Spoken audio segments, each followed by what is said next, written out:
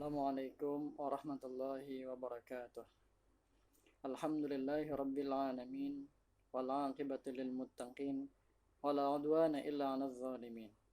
Wassalatu wassalamu ala asyrafil khalqi Sayyidina wa maulana Muhammadin sallallahu alaihi wasallam. Jamaah maktur, bapak-bapak, ibu-ibu, dan juga teman-teman sekalian yang berbahagia. Sebentar lagi kita akan menjemput bulan suci Ramadan. Bulan ini menjadi penantian seluruh umat Islam di dunia karena keberkahan, maghfirah, bahkan pahala dilipat gandakan. Di bulan suci Ramadan, setiap muslim yang tidak berhalangan tentu diwajibkan untuk berpuasa. Secara etimologi, puasa berarti al-imsak atau menahan. Sedangkan untuk pemaknaan yang lebih luas, puasa berarti menahan jiwa raga ini dari keinginan-keinginan nafsu. Termasuk diantaranya adalah lisan. Kenapa kita harus menjaga lisan? Jawabannya, mari kita perhatikan. Kita pikir dan kita renungkan. Gara-gara lisan, rumahku akan terasa seperti surgaku. Gara-gara lisan pula, rumahku akan terasa seperti nerakaku. Bagi keluarga yang bisa menjaga lisannya, maka bukan mustahil akan tercipta suasana nyaman, rasa bahagia, hati merasa sejuk, canda gurau yang lepas, hidup dalam ketentraman, tidak ada sindir-menyindir yang memojokkan anggota keluarga tertentu, hidup dalam keharmonisan, tutur kata suami kepada istri dengan akhlakul karimah, istri kepada suami tidak mencaci maki dan tidak menafikan segala apa yang sudah diperjuangkan oleh suaminya. Orang tua kepada anak-anaknya yang membimbing, tidak membentak-bentak, sehingga anak-anaknya pun tidak membangkang alias nurut dan tidak menjadi bumerang bagi orang tuanya sendiri. Maka disitulah Allah akan menumbuh suburkan benih-benih rahmatnya berupa rasa cinta, rasa rekat, saling perhatian, saling mengurangi kesulitan antar masing-masing anggota keluarga yang semuanya diusahakan karena untuk mencari ridha Allah Subhanahu wa taala. Tentu untuk membentuk keluarga yang sakinah, mawaddah warahmah adalah harapan setiap insan. Sekalipun itu membutuhkan perjuangan dan pengorbanan. Andaikan kita mau melihat data dari Susenas dan data dari Badan Peradilan Agama Mahkamah Agung, kasus perceraian dari tahun ke tahun semakin meningkat. Sekalipun banyak faktor, tapi faktor perselisihan dan percekcokan antar pasangan berada pada urutan tertinggi. Lalu pertanyaannya, kenapa terjadi perselisihan dan percekcokan? Ini karena lisannya tidak terkendali. Kita juga perlu melihat data dari The Pew Research Center. Angka permusuhan yang disebabkan oleh kepentingan yang dibungkus dengan tema permusuhan antar umat beragama dari tahun ke tahun ini juga terus meningkat, baik di kancah nasional maupun global. Permunculan provokasi dan petisi politik di mana-mana. Kenapa permusuhan ini bisa terjadi? Lagi-lagi jawabannya adalah karena lisannya dan nafsu duniawinya tidak terkendali. Iman seorang hamba tidak akan lurus dan benar sebelum hatinya benar. Hatinya tidak akan benar sebelum lisannya benar. Kalau memang bicara justru tidak memberi manfaat, maka dalam kondisi seperti itu akan menjadi tepat bicara sedikit asalkan diterima oleh hati, bukan sedikit-sedikit komentar yang kemudian menyakiti hati. Lalu apa sih hubungannya antara hati dengan lisan itu? Sahabat Ali bin Abi Thalib, beliau menjawab, lidah orang yang berakal itu berada di belakang hatinya. Sedangkan hati orang yang jahil itu berada di belakang lidahnya. Ucapan yang keluar dari lisan seorang itu menunjukkan kualitas isi hatinya. Jika yang keluar adalah caci maki, menghina, mencemooh, merendahkan orang lain, sumpah serapah, kedustaan, negative thinking, dan berbagai jenis omongan kotor lainnya, berarti itu mengindikasikan seperti itulah kualitas isi hatinya.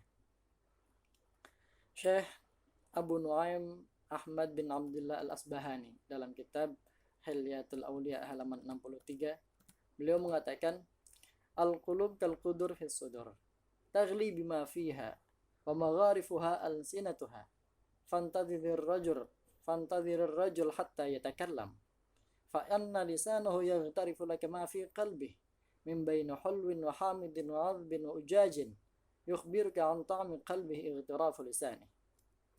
Hati itu bagaikan periuk dalam dada yang menampung isi di dalamnya, sedangkan lisan itu ibarat gayungnya. Maka lihatlah kualitas seseorang ketika dia berbicara. Lisannya itu akan mengambil apa yang ada dari dalam periuk yang ada di dalam hatinya, baik rasanya itu manis, asam, segar, asin, dan lain sebagainya. Kualitas rasa hatinya akan tampak dari ucapannya.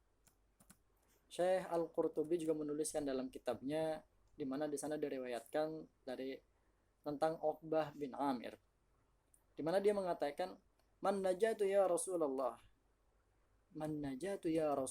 faqal ya Uqbah amsik 'alaika lisanak wal yas'aka baituk wabki 'ala khati'atik.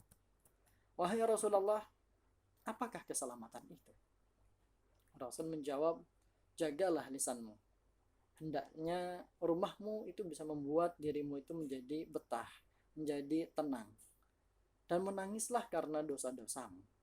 Yakni di rumah itu, di malam hari, bisa bersujud, memohon ampunan kepada Allah, seraya bertaubat atas apa yang sudah pernah dilakukannya. Bapak Ibu jamaah maktur yang berbahagia, di era perkembangan teknologi dan informasi yang sangat pesat ini, apabila kita perhatikan kecerobohan manusia menjaga ucapannya, ini sebetulnya semakna dengan kecerobohan manusia ketika memposting, mengupload, share, berkomentar, menulis di laman-laman media sosial, Facebook, YouTube, Instagram, Twitter, dan lain sebagainya, andaikan isinya adalah provokasi, fitnah, petisi-petisi politik yang merusak harga diri orang lain, mengumbar aib orang lain, bahkan yang bukan aibnya ditempelkan seolah-olah itu adalah aib dari orang yang tidak disukainya itu. Yang pasti semua itu adalah kemaksiatan yang seringkali tidak disadari oleh pelakunya. Oleh karena itu, sahabat Ali bin Abi Thalib, beliau mengingatkan, barang siapa menyalakan api fitnah, maka dia sendirilah yang akan menjadi bahan bakarnya. Lalu muncullah dari kalangan milenial, dia bertanya, lalu apakah kita tidak boleh untuk bermedsos, untuk mengkritik suatu kebijakan, untuk meluruskan suatu kesalahan, untuk menyampaikan aspirasi, untuk memberikan masukan? Maka jawabannya, boleh. Tapi kita harus tahu dan jeli, sehingga kita bisa membedakan mana cara yang benar, mana cara yang salah, mana diksi yang benar, mana diksi yang salah. Menegur itu baik, tapi jangan sampai menghina. Mendidik itu bagus, tapi jangan sampai memaki. Meminta itu boleh, tapi jangan sampai memaksa. Memberi itu pahala, tapi jangan sampai ngungkit-ngungkit. Mengkritisi itu juga bagus, asalkan rasionalisasinya dilengkapi dengan fakta dan bukti yang benar. Maka sungguh indah Allah Subhanahu wa taala membimbing kita. Fabima rahmatin minallahi lintalahum walau kunta fadhan ghalidhal qalbi lanfaddu min hawlik. Maka dengan rahmat Allah berlaku lemah lembutlah kepada mereka. Bila kau berlaku kasar dan berhati keras, niscaya mereka akan menghindarimu. Coba perhatikan Bapak Ibu sekalian. Letak kekuatan ajaran Islam itu pada kelembutannya. Bagian tengah Al-Quran, dari juz 1 sampai juz 30, bagian tengahnya itu yang biasa ditandai warna merah, mengisyaratkan wal yatalattaf, bersikap lemah lembutlah. Sekalipun terhadap Fir'aun yang bengis, kejam, pembunuh, kafir, munafik, tidak berakhlak. Allah Subhanahu wa taala membimbing kita dengan untayan ayatnya, faqula lahu qawlan layyinan la'allahu yatadzakkar aw yakhsha. Katakanlah wahai Musa dan Harun kepada Fir'aun dengan perkataan yang lembut, mudah-mudahan dia mau sadar dan takut kepada Allah. Ketika ada orang ingin menasehati tapi caranya dengan caci maki, penghinaan, kasar, dan tidak bermoral, maka perhatikanlah implikasinya. Bahwa cara seperti itu justru akan kontraproduktif, bahkan akan menjadi bumerang bagi dirinya sendiri.